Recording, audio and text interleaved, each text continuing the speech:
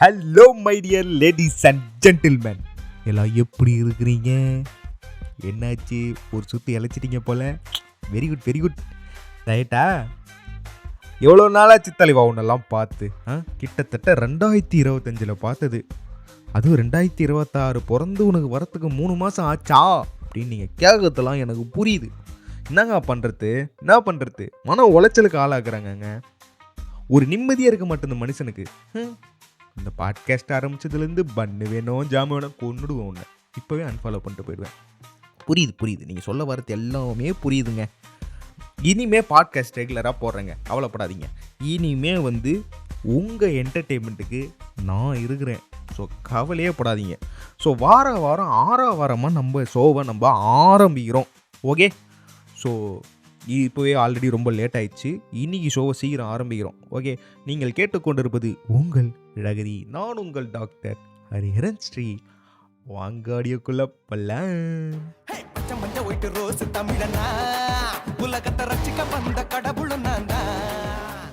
ஆக்சுவலாங்காண்டி இன்னைக்கு என்ன பார்க்க போகிறோம்னு பார்த்தீங்கன்னா, இந்த எஸ்கே ப்ரோ பற்றி தாங்க பார்க்க போகிறோம். அவர் எவ்வளோ கல் நெஞ்சக்காரர் பார்த்தீங்களா? ஏங்க நீங்கள் படம் நடிச்சா மட்டும் போதுங்க, எதுக்குங்க தேவையில்லாமல் ப்ரொடியூசர்லாம் பண்ணுறீங்க? நீங்கள் ப்ரொடக்ஷன் பண்ணுறதுனால தாங்க இப்போ ரீரிலீஸ் படமே வரமாட்டேங்குது. அந்த மாதிரி தான் இந்த வாரத்தில் இந்த ரீரிலீஸ் பண்ணி பல படங்கள் நம்ம கண்ணு முன்னாடி நின்றுட்டு இருந்தாலும் இதில் ஒரு பெரும் காம்படிஷன் வேறு போச்சு. ஏங்க கில்லி தாங்க பெருசு, ஏங்க துணிவு தாங்க பெருசு, அச்சு காட்டு அப்படின்ற மாதிரி பண்ணப்போ கில்லி பார்த்தீங்கன்னா 2.5 கோடி ரூபா அதிகமாக அடிச்சிச்சு. ஏன்னா துணிவு நம்ம அந்த காலத்திலே வாரிசு வந்ததுனால தான் நம்ம துணிவை ஜெயிக்க வச்சோம். துணிவில் நம்ம வினோத்துக்கு வரவே வராத ஒரு விஷயம் இந்த கமர்ஷியல் ஆஸ்பெக்ட்ஸில் வினோத்துக்கு படமே எடுக்க வராது. இதில் கேசரி வரை கிண்டி இருக்கிறாரு, என்ன ஆக போதோ. அதை விடுங்க. ஸோ இந்த மாதிரியான சம்பவங்கள்லாம் பல நடக்க இருந்த வேளையில், இவ்வளோ இக்கட்டான சூழ்நிலையில் எஸ்கே ப்ரோ ஒரு தீவிரவாதித்தனமாக ஒரு படம் எடுத்திருக்காரு. அதுதான் தாய்க்கிழவி தாய்க்கிழவி. ஸோ இந்த பவுனு தாய்க்கிழவி இது பார்த்தீங்கன்னா ரொம்ப நாள் கழித்து நல்லா வயிறு குலுங்கி சிரித்த ஒரு படம் அப்படின்னு சொல்லலாம்.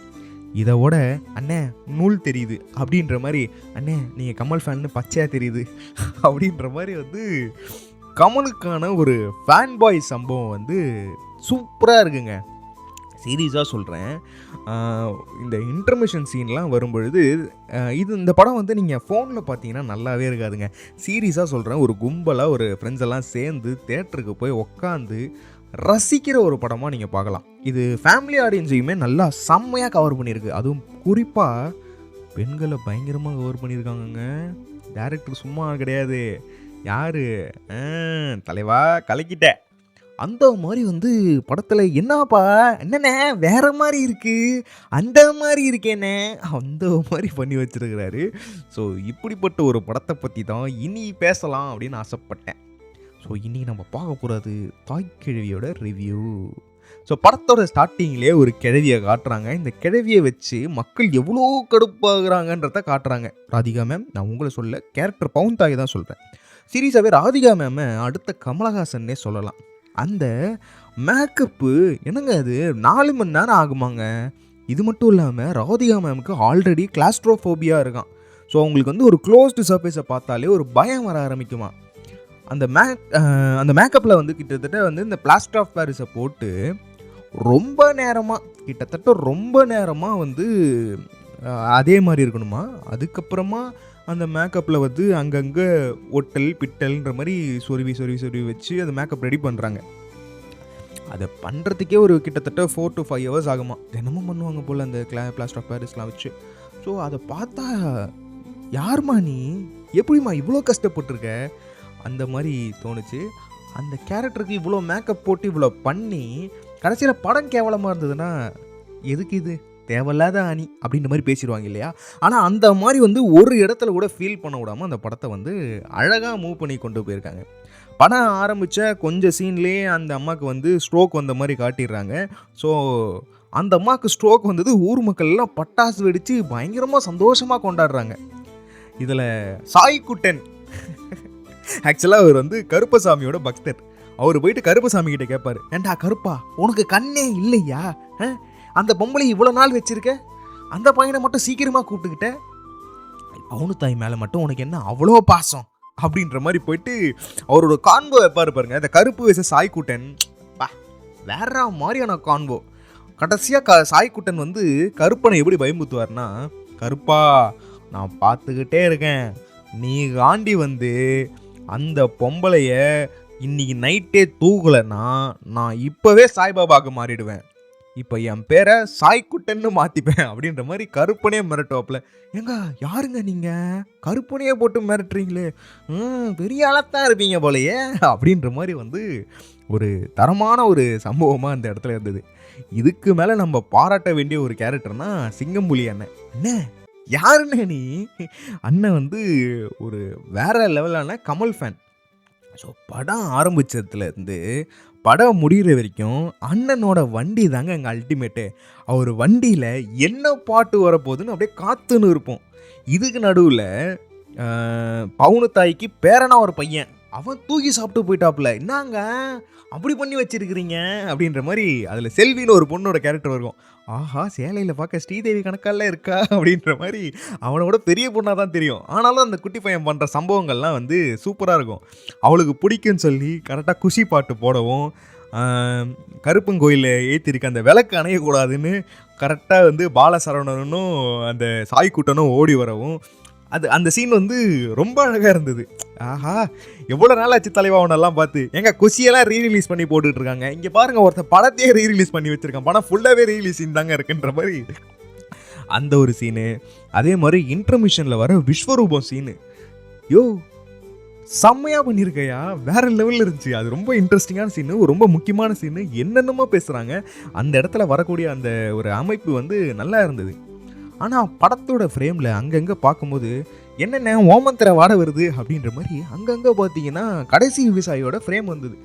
என்னடா இது, இந்த ஃப்ரேமு, இந்த சீனு, இந்த இடத்தெல்லாம் நம்ம வந்து கடைசி விவசாயியில் பார்த்துருக்கோமே, ஒருவேளை அவராக இருக்குமோ அப்படின்னு நினச்சி பார்க்க ஆரம்பித்தோம். அப்புறம் பார்த்தா பவுனு தாய் சென்னைக்கெலாம் போகிற மாதிரி கிளைமேக்ஸ் சீனில் வரும்பொழுது, ஆஹா அப்போ அண்ணன் படம் தான் அப்படின்னு பார்த்தா டேரக்டர் பேர் வேறு வருது. அப்புறம் தான் விசாரிச்சதுக்கப்புறம் சொல்கிறாங்க, இவர் வந்து அவரோட அசிஸ்டண்ட் அப்படின்றது. தலைவா நீ அசிஸ்டண்ட் மாதிரியே தெரில தலைவா, சிரிக்க வச்சு சாகடிச்சிட்டேன்ற மாதிரி. ரொம்ப நாள் ஆச்சுங்க அப்படி ஒரு நல்ல ஒரு சிரிப்பான ஒரு, அதாவது அவ்வளோ டபுள் மீனிங் படம்னு சொல்ல முடியாது. இந்த காமெடி வந்து எதுவும் ரொம்ப கொச்சப்படுத்துகிற மாதிரி இல்லை, ஆனால் காமெடி ரொம்ப நல்லா இருந்தது. ஒரு இயல்பான ஒரு விஷயமா இருந்தது. இந்த கிராமங்களில் நம்ம போய் பார்த்தோம்னா பொதுவாகவே மக்கள் அப்படி தான் இருப்பாங்க இல்லையா. ஸோ அவங்களோட இயல்பை வந்து ரொம்ப அழகாக காட்டியிருந்தாங்க. ரொம்ப நாள் ஆச்சு இந்த கிராமத்து சப்ஜெக்டை ஒன்று எடுத்து அதை பார்த்து அதை ரசித்து என்ஜாய் பண்ணி அந்த ஒரு விஷயம். அதே மாதிரி இந்த படத்தை இப்படியே நகைச்சுவையே கொண்டு போய் முடிச்சிருவாங்களா அப்படின்னு யோசிக்கும்போது செகண்ட் ஹாஃப்லேருந்து கொஞ்சம் படத்தை வந்து சீரியஸாக கொண்டு போகிறாங்க. அது சீரியஸாக கொண்டு போயிட்டு இருக்காங்களே, என்னடா இது படம் சீரியஸாக போகுது, இனிமேல் அந்த மாதிரி சிரிக்க மாட்டோமா அப்படின்னு வெயிட் பண்ணும்போது, சாரிங்க ஒரு 10 மினிட்ஸ் தான் பிரேக் எடுத்துக்கிட்டோம், இதுக்கப்புறம் கண்டினியூ பண்ணுறோங்க அப்படின்ற மாதிரி அடுத்து திரும்பி வந்து காமெடியில் வந்துடுது. ஆஹா வாடா வாடா வாடா வாடா, எப்படி 2 காமெடி இருக்கா 3 காமெடி இருக்கா, இல்லைங்க நிறைய அள்ளி போட்டு வச்சுருக்கோம் அப்படின்ற மாதிரி வந்து பயங்கரமாக இருக்குது. இதில் பாலசரவணனோட மாலை காமெடி வந்து ஃபேண்டாஸ்டிக்காக இருக்கும். ஸோ அது வந்து நல்லாவே அந்த இது பிளேஸ் பண்ணியிருப்பாங்க. அந்த பாலசரவணனோட மாலைக்குனே ஒரு தனி ஃபேன் பேஸை வந்து க்ரியேட் பண்ணி விட்ருவாங்க. ஸோ அது வந்து ரொம்ப அழகாக ஒரு நல்ல ஒரு பிளேஸிங்காக இருந்தது படத்தில். இதோட வந்து மிச்சம் இருக்க எல்லா கேஸ்டிங்குமே அவங்கவுங்க வேலையை கரெக்டாக பண்ணியிருந்தாங்க. அதே மாதிரி இதில் சுருளி கேரக்டர், அதாவது பெனி குக்கோட கேரக்டர் வந்து பயங்கரமாக பண்ணியிருப்பாங்க. நம்ம முனிஷ்காந்த் வந்து அவரோட செயலில் என்னென்னலாம் இந்த படத்தில் பண்ண முடியுமோ அதை பண்ணியிருப்பாங்க. கடைசியாக அவருக்கு கிடைக்கிற ரிவார்டு. அதே மாதிரி இந்த படத்தில் நம்ம ரொம்ப சொல்ல வேண்டிய விஷயம் என்னென்னா, உனக்கு எதுக்குடா கல்யாணம் ஆகணும் அப்படின்னு சொல்லி பெனிக்கு ஒரு சீனில் கேட்பாங்க. அதுக்கு அவர் சொல்லக்கூடிய விஷயம் வந்து ரொம்ப அழகாக இருந்தது. எனக்கு இதனால தாங்க கல்யாணம் ஆகணும் அப்படின்னு சொல்லி அவர் சொல்லுவார்.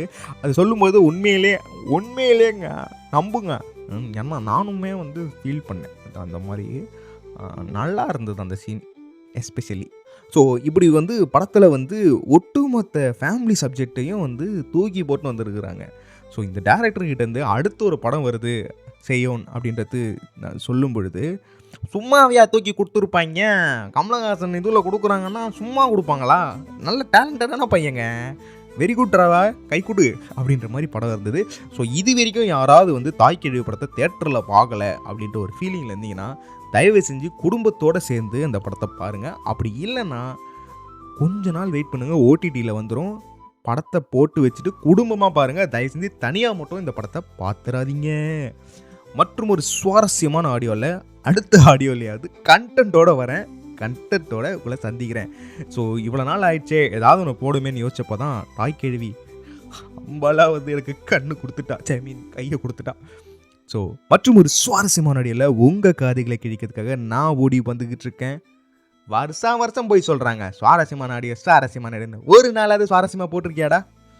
நீங்கள் கண்டென்ட்டை சொல்லுங்கள், அடுத்த கண்டென்ட்லேருந்து எப்படி இறங்குறன்னு மட்டும் பாருங்கள். மற்றும் ஒரு சுவாரஸ்யமான ஆடியோவில் உங்கள் காதுகளை கிழிக்கிறதுக்காக நான் ஓடி வந்துக்கிட்டு இருக்கேன். நீங்கள் கேட்டுட்டு திரு நான் உங்கள் டாக்டர் ஹரிஹரன் ஸ்ரீ. அப்புறம் வட்டா மாமே